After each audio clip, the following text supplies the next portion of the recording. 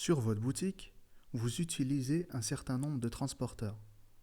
Et ces transporteurs vous ont communiqué leur grille tarifaire. La grille tarifaire des transporteurs est basée sur le poids.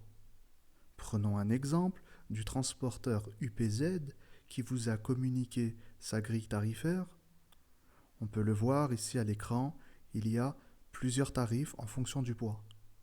De 0 à 1 kg, de 1 à 2 kg, etc.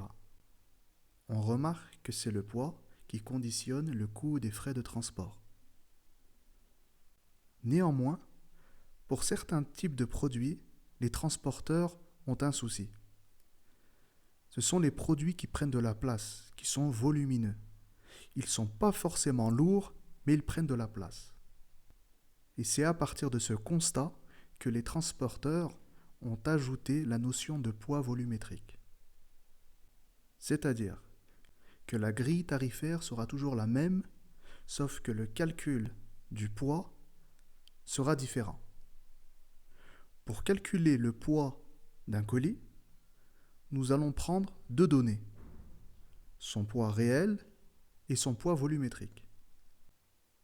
Pour déterminer le poids volumétrique, on calcule d'abord le volume du colis. Ensuite, on divise ce volume par le ratio fourni par le transporteur.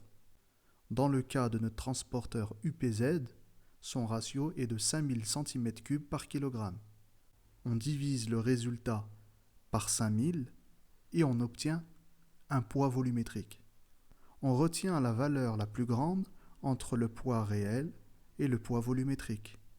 Et c'est ce poids que nous allons utiliser pour déterminer le tarif de notre frais de port dans la grille tarifaire fournie par le transporteur.